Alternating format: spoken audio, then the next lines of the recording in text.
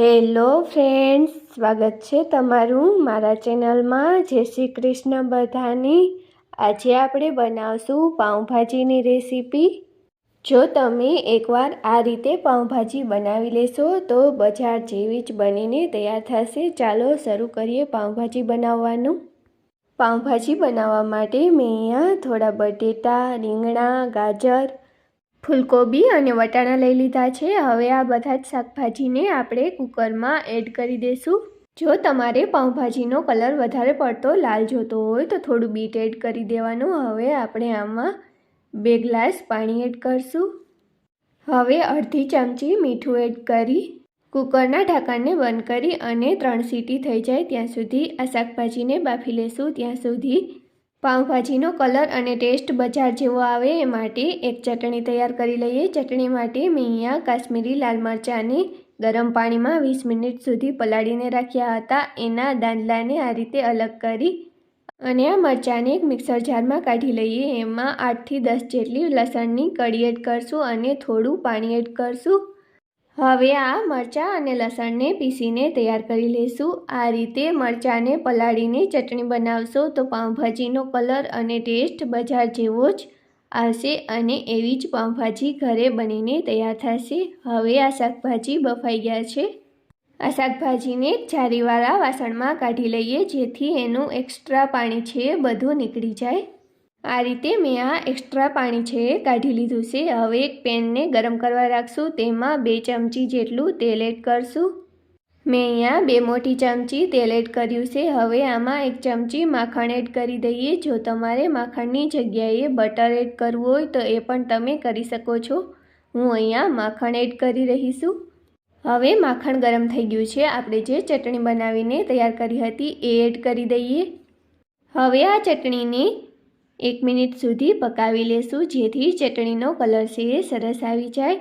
આ રીતે વચ્ચે વચ્ચે હલાવતા જઈ અને ચટણીને પકાવી લેવાની। હવે એમાં 2 મીડિયમ સાઇઝના ટમેટાને કટ કરી અને એડ કરી દઈશું। હવે આ ટમેટાને પણ 1 થી 2 મિનિટ સુધી પકાવી લેશું। થોડી જ વારમાં આ રીતે ટમેટામાંથી તેલ છૂટું પડવા લાગશે। આ રીતે તેલ છૂટું પડવા લાગે તે પછી પોણી ચમચી જેટલું ધાણા જીરું પાવડર, અડધી ચમચી જેટલી હળદર, સાથે જ અડધી ચમચી લાલ મરચું પાવડર, સ્વાદ પ્રમાણે મીઠું એડ કરી દઈશું। મીઠું આપણે શાકભાજીને બાફતી વખતે એડ કર્યું હતું તેથી અત્યારે થોડું માપમાં મીઠું એડ કરશું। આ બધા જ મસાલાને મિક્સ કરી તે પછી બાફેલા શાકભાજી એડ કરી દઈશું। હવે આ શાકભાજીને મસાલા સાથે મિક્સ કરી લઈશું। આ રીતે આપણે શાકભાજીને મસાલા સાથે મિક્સ કરી લેવાની છે। શાકભાજીને મિક્સ કરતી વખતે આપણે ગેસની ફ્લેમને મીડિયમ રાખશું જેથી પાઉંભાજી છે તળામાં ચોટે નહીં અને ચમચેથી આ રીતે હળવું પ્રેસ કરતા જશું। હવે આ શાકભાજીને આપણે આ રીતે મેચ કરી લેવાની છે। આ રીતે કોઈ પણ ચમચાથી કે બટેટા મેચરથી શાકભાજીને મેચ કરી લેશું। જો તમે મારી બતાવેલી આ રીતથી પાઉંભાજી બનાવશો તો પાઉંભાજી છે એ બજાર જેવી જ ઘરે બનીને તૈયાર થશે।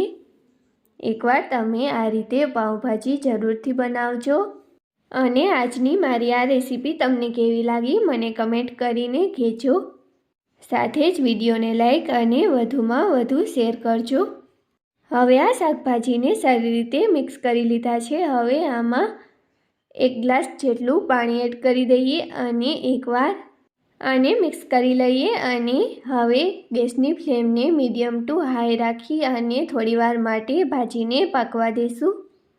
આ રીતે ભાજી 1 થી 2 મિનિટ સુધી પાકી જાય તે પછી એમાં અડધી ચમચી જેટલો ગરમ મસાલો એડ કરશું। હવે આ ગરમ મસાલાને એકવાર મિક્સ કરી લઈએ।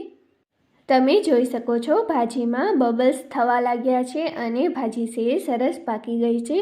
હવે આમાં અડધી ચમચી જેટલો પાઉંભાજીનો મસાલો એડ કરશું। હવે આ મસાલાને એકવાર મિક્સ કરી લઈએ। પાઉંભાજીનો મસાલો એડ કરવાથી પાઉંભાજીનો કલર અને સ્વાદ એકદમ સરસ આવી જશે। હવે આ ભાજી છે પાકી ગઈ છે। હવે ગેસની ફ્લેમને બંધ કરી દઈએ। હવે આપણે પાઉંને શેકીને તૈયાર કરી લઈએ। પાઉં શેકવા માટે મેં અહીંયા માખણ લઈ લીધું છે. માખણ છે એ બધાને ઘરે અવેલેબલ હોય છે એટલે મેં અહીંયા માખણ લીધું છે. હવે એમાં થોડા સફેદ તલ એડ કરીએ અને આ રીતે પાવને રાખી અને થોડો વજન દેવાનો અને આ રીતે ફેરવતા જઈ પાવને શેકી લેશું. જો તમારે માખણની જગ્યાએ બટરથી પાવને શેકવા હોય તો તમે બટરથી પણ પાવને શેકી શકો છો. મારી પાસે અહીંયા માખણ છે એટલે મેં માખણથી શેક્યા છે. આ રીતે મેં અહીંયા આ પાવને શેકીને તૈયાર કરી લીધા છે. હવે આ પાવને એક પ્લેટમાં કાઢી લઈએ. તમે જોઈ શકો છો કેટલા સરસ પાવ શેકાઈને તૈયાર થઈ ગયા છે. હવે આ ભાજીમાં થોડા લીલા ધાણા એડ કરી દઈએ. આ રીતે ભાજી પાકી જાય તે પછી લીલા ધાણા એડ કરવાથી ભાજીનો દેખાવ છે સારો આવશે. હવે આ ભાજી બનીને તૈયાર છે. હવે આને એક પ્લેટમાં સર્વ કરી લઈએ. તમે જોઈ શકો છો કેટલી સરસ આ ભાજી બનીને તૈયાર થઈ છે. જો તમને મારી રેસીપી સારી લાગતી હોય તો વિડીયોને લાઈક, વધુમાં વધુ શેર અને સાથે જ મારા ચેનલને સબસ્ક્રાઈબ કરી અને બેલ આઇકન જરૂરથી પ્રેસ કરી લેજો જેથી મારા આવનારા બધા જ વિડીયોની નોટિફિકેશન તમને મળતી રહે. હવે મેં આ ભાજીને સર્વ કરી લીધી છે. આના ઉપર થોડું માખણ એડ કરી દઈએ. રેસીપી પસંદ આવી હોય તો વિડીયોને લાઈક અને વધુમાં વધુ શેર કરજો અને સાથે જ મને કમેન્ટ કરીને જરૂરથી કહેજો કે આજની મારી રેસીપી તમને કેવી લાગી.